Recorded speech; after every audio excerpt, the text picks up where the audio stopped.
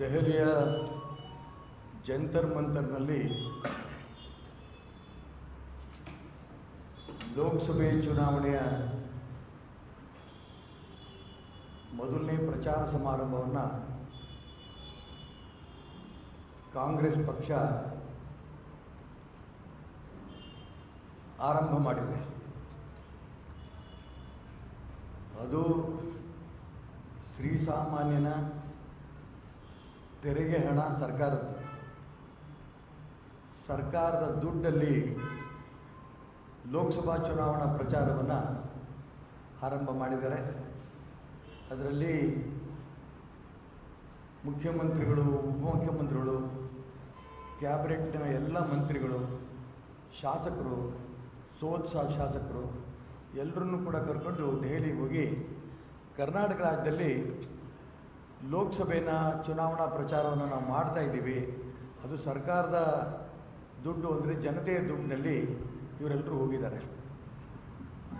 ಆ ದುಡ್ಡು ಬಳಸಿರೋದು ಫ್ಲೈಟ್ ಟಿಕೆಟ್ಸ್ಗೆ, ಅಲ್ಲಿಯ ರೂಮ್ ಬಾಡಿಗೆಗಳಿಗೆ, ಊಟ ತಿಂಡಿಗೆ, ಎಲ್ಲದಕ್ಕೂ ಕೂಡ ಸರ್ಕಾರದ ಹೆಸರಿನಲ್ಲಿ ಜನಸಾಮಾನ್ಯರ ತೆರಿಗೆ ಹಣದಲ್ಲಿ ಚುನಾವಣಾ ಪ್ರಚಾರಕ್ಕೆ ದೆಹಲಿಗೆ ಹೋಗಿದ್ದಾರೆ. ಇದು ರಾಜಕಾರಣ ಮಾಡೋದಕ್ಕೆ. ಇದರ ಮೊದಲನೇ ನಿರ್ಣಯ ತಗೊಂಡಿದ್ದಾರೆ. ದೇಶವನ್ನು ಉತ್ತರ ಕರ್ನಾಟಕ, ಉತ್ತರ ಭಾರತ, ದಕ್ಷಿಣ ಭಾರತ ಅಂತೇಳಿ ಒಡಿಲೇಬೇಕಾಗತ್ತೆ, ಸಪ್ರೇಟ್ ರಾಷ್ಟ್ರವಾಗಿ ನಾವು ಕೇಳಬೇಕಾಗತ್ತೆ ಅನ್ನೋಂಥ ನಿರ್ಣಯವನ್ನು ಇವತ್ತು ಮಾನ್ಯ ಶಾಸಕರಾದ, ಮಾಜಿ ಮಂತ್ರಿಗಳಾದ ವಿನಯ್ ಕುಲಕರ್ಣಿಯವರು ಅದನ್ನು ಮಂಡನೆ ಮಾಡಿದ್ದಾರೆ ಇವತ್ತು ದೆಹಲಿನಲ್ಲಿ.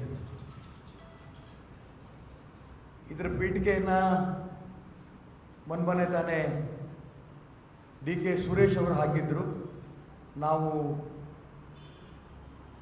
ಇದೇ ರೀತಿ ಮುಂದುವರೆದರೆ ದಕ್ಷಿಣ ಭಾರತವನ್ನೇ ಸಪ್ರೇಟ್ ರಾಷ್ಟ್ರವಾಗಿ ಕೇಳಬೇಕಾಗತ್ತೆ ಅನ್ನೋಂಥ ಪರಿಸ್ಥಿತಿ ಬರುತ್ತೆ ಅಂತ ಮಾತನ್ನು ಅವ್ರು ಹೇಳಿದರು. ಅದನ್ನು ಇವತ್ತು ಮುಂದುವರಿಸಿ ಕಾಂಗ್ರೆಸ್ನವರು ಅಲ್ಲಿ ದೆಹಲಿಗೆ ಹೋಗ್ತಿದ್ದಂಗೆ ವಿನಯ್ ಕುಲಕರ್ಣಿಯವರು ಇದನ್ನು ಮೂವ್ ಮಾಡಿದ್ದಾರೆ. ನಾನು ಈ ಸಂದರ್ಭದಲ್ಲಿ ಮಲ್ಲಿಕಾರ್ಜುನ್ ಖರ್ಗೆ ಅವ್ರು ಕೇಳೋಕ್ಕೆ ಇಷ್ಟಪಡ್ತೇನೆ. ಈ ನಾಟಕ ಯಾಕೆ?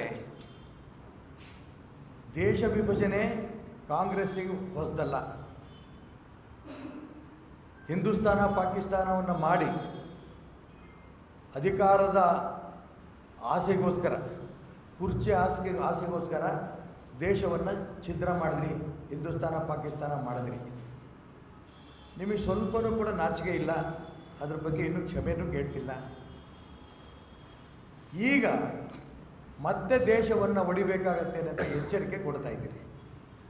ನೀವು ಲೋಕಸಭೆಯಲ್ಲಿ, ರಾಜ್ಯಸಭೆಯಲ್ಲಿ ಮಾತಾಡ್ತಾ, ಯಾಕಂದರೆ ಲೋಕಸಭೆಯಲ್ಲಿ ಸೋತಿದ್ದೀರಿ ಮಾನ್ಯ ಮಲ್ಲಿಕಾರ್ಜುನ್ ಖರ್ಗೆ ಅವರು, ರಾಜ್ಯಸಭೆಯಲ್ಲಿ ಮಾತಾಡ್ತಾ ವೀರಾವೇಶದ ಭಾಷಣ ಮಾಡಿದ್ವಿ. ಕಾಂಗ್ರೆಸ್ ಪಕ್ಷ ಕನ್ಯಾಕುಮಾರಿಯಿಂದ ಕಾಶ್ಮೀರ ತನಕನೂ ಕೂಡ ಇದು ಅಖಂಡ ಭಾರತ, ಇದನ್ನು ಯಾವುದೇ ಕಾರಣಕ್ಕೂ ಕೂಡ ಒಡೆಯೋದಕ್ಕೆ ನಾವು ಬಿಡಲ್ಲ. ಈ ಮಾತನ್ನು ನೀವು ಹೇಳಿದ್ರಿ. ನಿಮ್ಮ ಮಾತಿಗೆ ಒಂದು ಪೈಸಾನೂ ಕೂಡ ಹಿಮ್ಮತ್ತು ಕಾಸಿನ ಬೆಲೆನೂ ಇಲ್ದಂಗೆ ನಿಮ್ಮ ಶಾಸಕರುಗಳೇ ಮಾತಾಡ್ತಿದ್ದಾರೆ.